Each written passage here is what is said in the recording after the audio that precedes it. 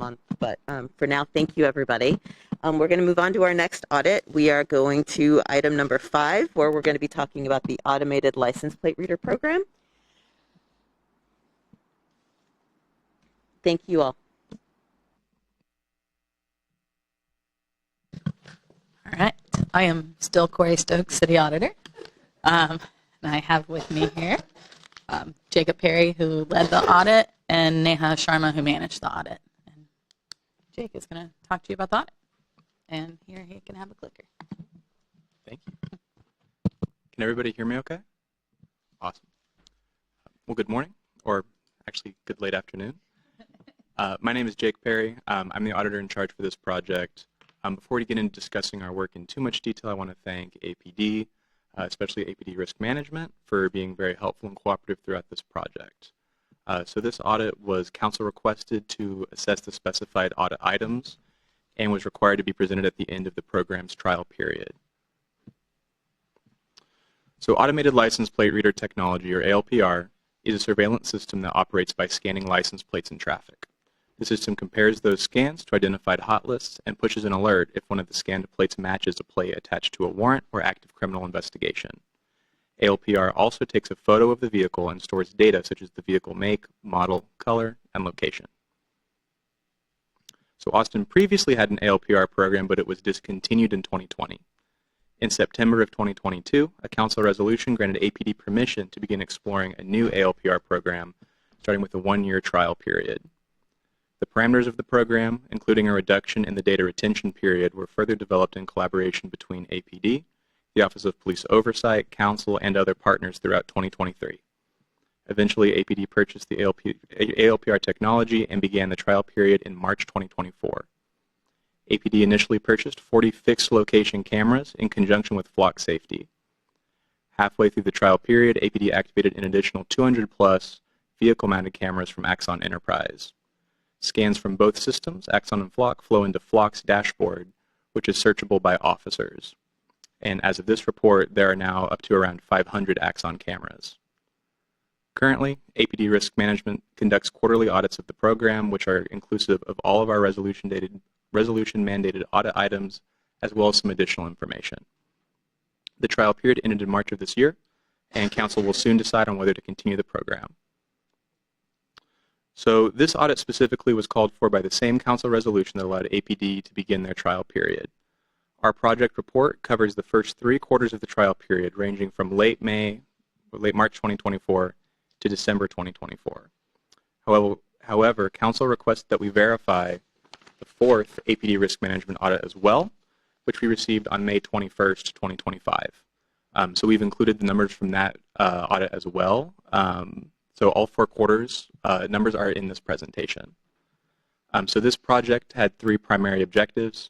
1 was to respond to the 8 identified audit items in the council resolution and to evaluate APD Risk Management's audit process. 2 was to compare characteristics of the city's ALPR program with peer police departments. And 3 was to monitor for any additional high-level risks in the program. Our audit ended up with 2 findings, 1 recommendation, and 1 additional observation. So our first finding was that APD Risk Management's quarterly audits generally complied with policy requirements, but could be improved with greater formalization and scheduling. So this table has some of the key data for the resolution-specified requirements, as well as some issues we noted in APD's audit process. We found that there are about 117 million license plate scans over the course of the entire trial period. We want to caveat that we cannot verify the exact number, because there were some data gaps in APD's metadata. These gaps happened because of some lack of understanding about how the system worked, as well as staff not pulling data on time. Additionally, for program outcomes, we found that there were approximately 133 prosecutions in the first 3 quarters. Note that the 4th quarter is not yet available. We also found that there have been 6 instances of data sharing in the entire trial period. Initially, APD Risk Management was not aware of these data sharing instances until late in our own audit reporting period.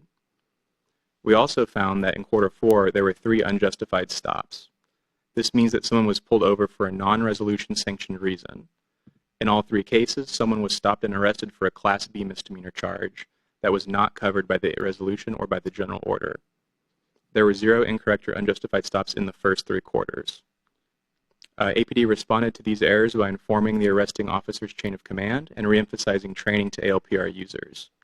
We verified this information by assessing all 391 attempted stops made during the trial period. So in addition to reporting the resolution required items, we also evaluated APD risk management's audit process and identified some key areas for improvement. We observed that the personnel involved in APD's ALPR audit process did not appear to have clearly defined roles or responsibilities. Lots of the audit work was done by need or interest, which could lead to continuity issues if there are staffing changes. Additionally, APD risk management also conducted reviews of officers' compliance with ALPR policy. Sometimes officers entered unclear or invalid reasons for using ALPR, which would not be in compliance with resolution or general order requirements. We found that those user compliance reviews by APD risk management did not follow a specific or consistent schedule. And throughout this project, we heard that APD was in communication with key stakeholders, such as the Office of Police Oversight or the Public Safety Commission. But reporting audits was not a requirement, and as such, APD's interactions with those stakeholders was irregular. And that leads into our first recommendation, which pertains to APD's ALPR audit process. We recommend that APD continue conducting regular audits of their ALPR program while streamlining their process. As mentioned, APD risk management did not always pull their metadata in time to be complete. We recommend that APD attempt to automate their data pulls and requests for project outcomes, and to automate the anonymization of metadata. APD risk management should establish and adhere to a written and consistent schedule. We also recommend that APD clearly define staff roles and responsibilities while documenting audit procedures so that audit quality and regularity is not interrupted if there are any staffing changes. APD should also formalize their reviews of user compliance to ensure that resolution and policy requirements are being met. Lastly, APD should work with relevant stakeholders to report their audit results consistently and on a specified timeline. For finding 2, we found that APD's ALPR program is generally aligned with peer programs. For this finding, we assessed the ALPR programs of 6 peer cities, including Dallas, Fort Worth, Houston, San Antonio, Minneapolis, and Seattle. Overall, our program is consistent or more robust than peer programs. Structurally, our programs are very similar, and we have similar modes of ALPR governance. Our ALPR training and audits were more frequent than peers. Austin was the only city that had annual ALPR training. Austin also had the most frequent audits of any program at a quarterly interval, and we had the shortest assessed data retention period at 7 days. We assessed peer city practices based on guidance from the Major City Chiefs Association. Additionally, our contract had one additional observation. As part of this, we reviewed the city's contract with Flock Safety, the vendor who deployed the mounted cameras and is responsible for the cloud system, for possible data sharing risks. We found that the contract included language that was vague and possibly expansive. Some language appears to allow Flock to retain anonymized metadata indefinitely and share anonymized metadata with other law enforcement entities. Theoretically, if the data was truly anonymized, there wouldn't be a risk, but the contract does not specify what counts as anonymized data. There's no definition for anonymization, explanation for what metadata would be retained, or definition for personally identifiable information. As such, Flock could theoretically keep information such as license plate numbers and photos of vehicles and their locations. This data could then be shared with federal, state, or other law enforcement agencies if legally required. And to be clear, we didn't observe any instances of this happening. However, it is theoretically possible if the contract language is not brought into alignment with the resolution. As it stands, the resolution explicitly protects free speech activities, access to reproductive care, immigration status, and certain kinds of crimes from being used in conjunction with ALPR. Thank you for your time today, and we're happy to answer any questions you may have.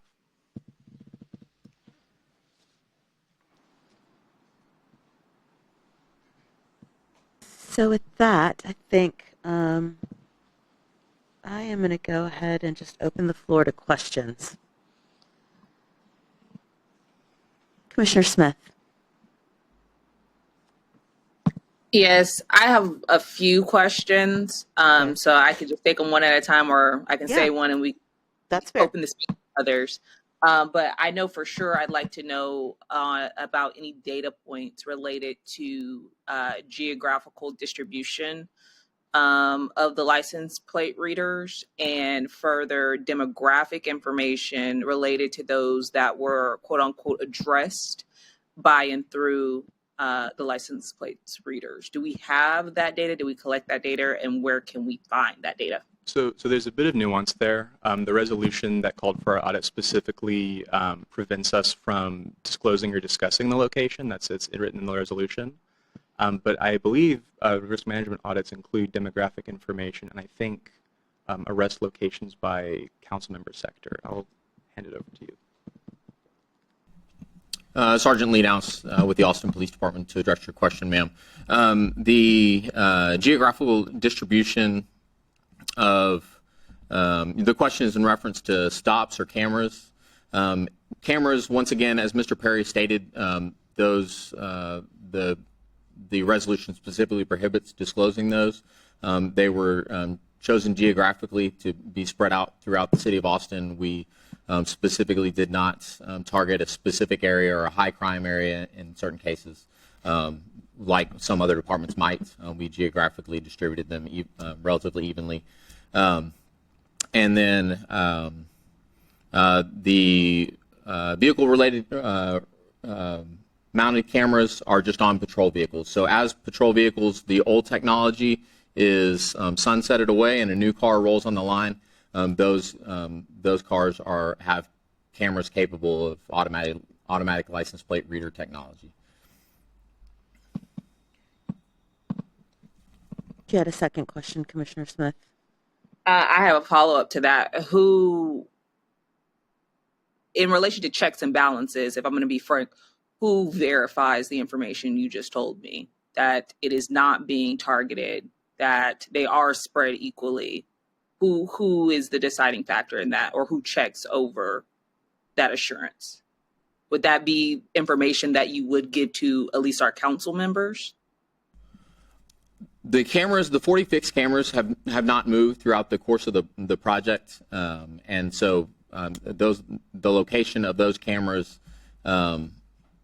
is static. There's no plan at this time to move those around, and then the vehicle-based cameras, they're just going, as calls, 911 calls are generated, and they move around the city. So as far as disclosing that information, that's a question I'd have to defer to our executive staff in reference to releasing the camera locations to council, especially because our council resolution, the resolution doesn't allow us to disclose those. Can I get some type of feedback? I know the council is taking this up this week. So is there, and I know Mike, the person who appointed me, is particularly interested in demographic data and geographical location data, just to, again, assure that we are doing the right thing, how we're supposed to be doing it, and then report to the community who is also concerned. So is there any way I can get any verification from your executive staff in writing one way or the other, just so that that council member can prepare accordingly for the meetings ahead? Sure. I'll ask my executive staff team to relay pertinent information that can be disclosed. The demographic information is something I skipped over on your prior question. I apologize. That information on stops, detentions, arrests directly related to direct file arrests and incidents. Officer sees a car on the street, stops that car related to ALPR. That information is aggregated. Race and sex of the driver, as well as race and sex of the victim of the various crimes involved in those stops. And that information is provided in each of our quarterly audits. And that's information that could be shared with your office as well. Okay. Thank you. Thank you. Do we have any additional questions? I have some, but if, okay. I think, so I'm alarmed by I think for me, there were obviously in the audit, some things that APD could improve with regards to process and auditing and risk management. There are definitely some process things that can be improved here. But I think to me, in this audit, the big red flag was our our partnerships with our vendors, and how little control we have over what our vendors do with the city's data, even as the resolutions that allowed this trial very, very strictly laid out what could and could not happen. From what I gather, and we'll talk about this more as we talk about the recommendation, flock safety is developing, AI programs, and the terms and conditions that were agreed to do not bar any of the data that was collected from being fed straight into AI, and then now that machine, that AI's brain holds all of our information from now until forever. It's part of its learned behavior, and that's deeply problematic because the intention was for it to be there for 7 days temporarily and then be forever disappeared. And those are disparately different situations. And so I think my question is to Chief Henderson and Sergeant Nouse, how if APD can actually ascertain where citizens' data has gone over this trial period? I appreciate the question. I understand the concern. Certainly, our citizens, privacy is very important to us as an agency. We have had ongoing discussions with Flock to try to, at the suggestion of the Auditor's Office, and we appreciate that observation. We are having discussions about what that contract language needs to look like, what data is retained and in what form. And so those have been very active and ongoing conversations that have been happening over the last few weeks as this concern has become more and more to light. I think Chief Askew will be able to address that question more specifically as he's been in the room for those conversations tomorrow during the work session or during full council on Thursday.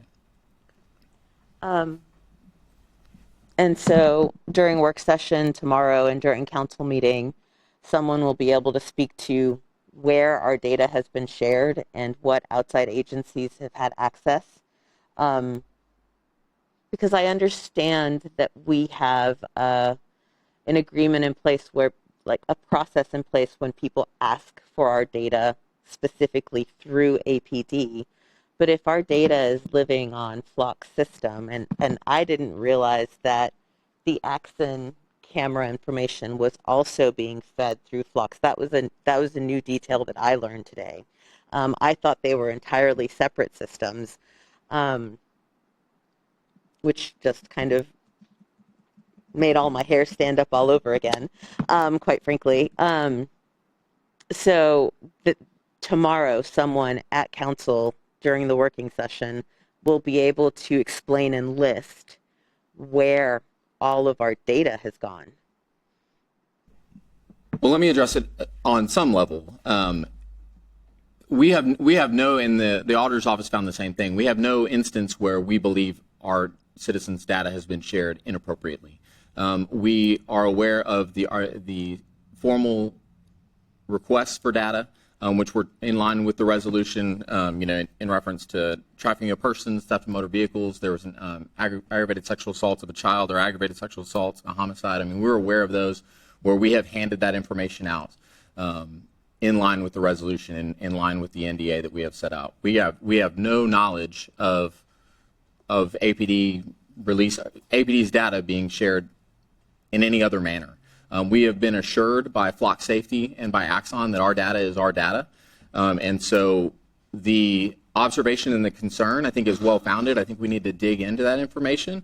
And that's what we're doing in reference to these high-level conversations and in reference to contract language. But we don't feel that our information was accessed at all. We've been assured by vendors and through viewing the system data that it has not been side shared. I see Commissioner Nguyen and Commissioner Bernhardt both. Sergeant, so you said you've been assured. And when you say you've been assured, what exactly does that entail? Is that verbal, contractual? What assurances have they? And it is a big concern with cybersecurity being one of the biggest terrorist threats out there. So, what assurances have they had in terms of what you're saying that makes you feel assured that private information, people's information, won't be released? Sure. So we've had conversations when we developed the program before it was launched. We were assured that our information is our information. It's not shared except through the proper channels. As the city auditor's observation came up, we have jumped back into those conversations and asked, what information, what is this, the language that feels maybe not as well defined as it needs to be. So we've had conference calls about that, and then talks between our legal teams in reference to let's firm this up to make sure it's not a concern where our data could be released without our consent. Commissioner Bernhardt. So just for everybody playing at home, I'm going to read the language from the agreement that I find the most distressing, that FLOC has the non-exclusive worldwide perpetual royalty-free right and license to use and distribute aggregated data to improve and enhance services. There's more to that. Is there a definition? As far as I know, there's no definition of aggregated data in the agreement. Is that right? That's my understanding as well. I don't have the contract in front of me right now, but that's the language that we're trying to firm up. So you see where I'm going with this, right? Like, it's one thing to affirmatively ask APD, we're looking for a kidnapping victim. We need to see your cameras right now, right? And what's happening, like, immediately. I think what we're also worried about is, there are cameras at private homes, there are cameras at businesses, there are cameras all along the Texas-Mexico border. The federal government has really instituted an immigration dragnet across the state and the United States. And if all of our, data from a month ago, without removal of all personally identifying information, right? Individual license plates, names, addresses, identifying features of vehicles, all that stuff, right, is in an AI model. Well, I mean, the Border Patrol might not be able to search for an immigrant using your cameras right now, but they can find that person's home. They can find out where that person goes on a regular basis. They can find out probably where that person works, just based on the historical data, right, that's in the aggregation model. And that seems to me directly violates the resolution. And we don't believe that information is out there. Beyond 7 days, we believe it to be gone. And that's the assurances we've gotten from FLOC. Except we don't know if aggregated data doesn't say entirely redacted, no personal information, including the following 10 to 15 items. Aggregated data just means combined data, right? Yeah. Aggregated data can mean so many things. Okay. Do we have any more questions?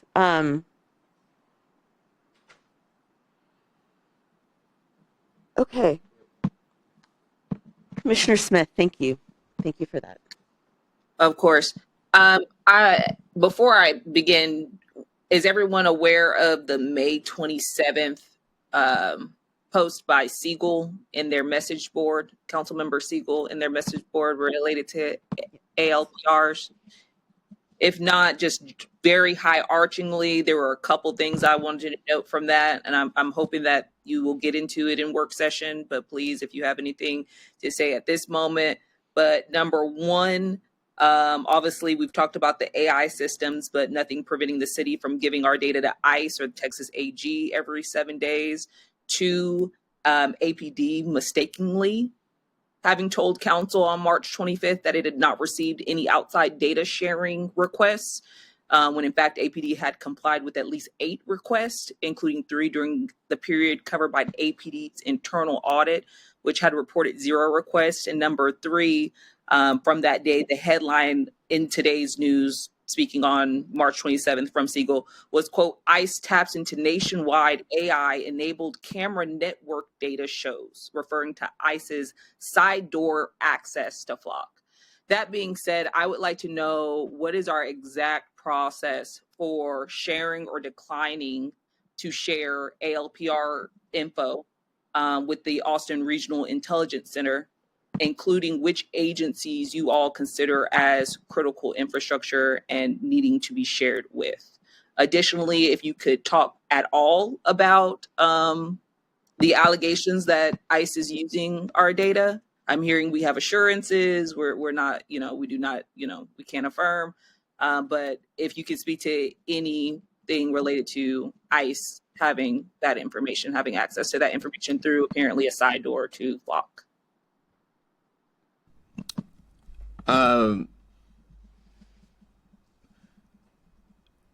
So broad-based approach to your question, we're talking about sharing of data and who has access to that data. When a network administrator looks into Flock, we can see who has searched our cameras, what they're searching for, when they search for it, what time period. That audit trail would provide insight if an ICE agent or an outside agent was accessing our cameras. We do not provide access to APD's data to anyone outside of APD personnel who's been through our training. We had the auditor's office sit through the same training so that we were assured that the information was not used in an improper manner.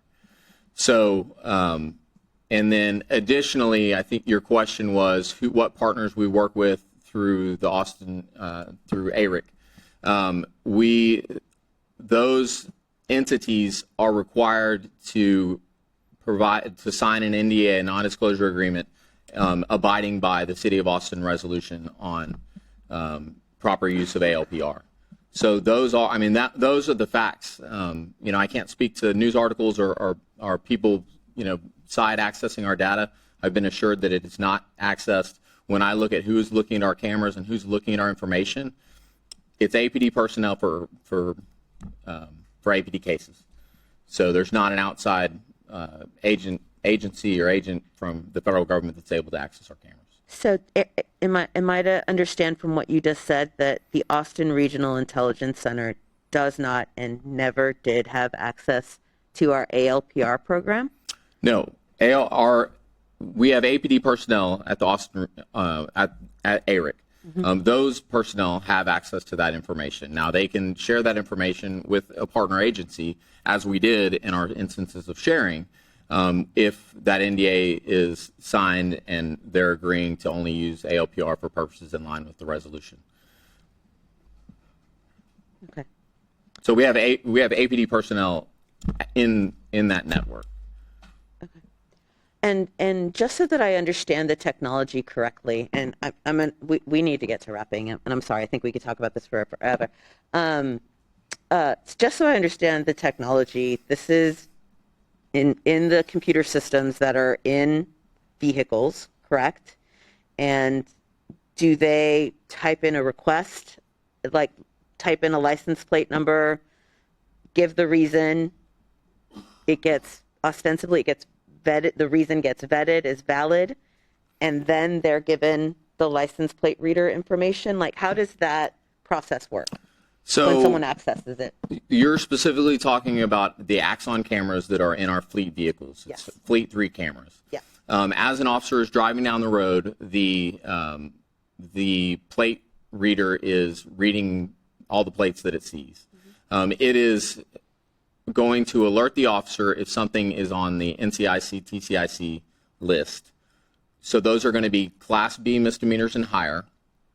And so the officer is responsible for vetting the information if there's an alert for, say, a stolen vehicle or a BOLO for a murder suspect. The officer is going to see that there's a plate there. They're going to visually verify that it's the correct read, correct state. If their partner's in the car, they're also going to verify that information, and then they're going to verify that the reason that that alert came across their screen is in line with the resolution. Now, we did have some instances throughout the audit period where officers stopped vehicles for reasons not in line with the resolution. Those were Class B misdemeanors based on the level of offense. They would not be in line with the resolution. They shouldn't be in general orders. And so we addressed those at a chain of command level and let them know that.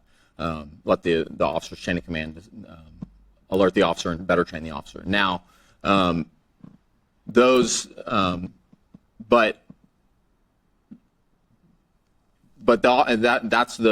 what we're checking against the information that's coming across the officer's desk. So, and then that's why we push out training about ALPR usage, and that's why we have the officer looking through that information. So there's no automated system in place that if you place a non-resolution specific reason that would bar you from seeing the information you requested. It's all up to training.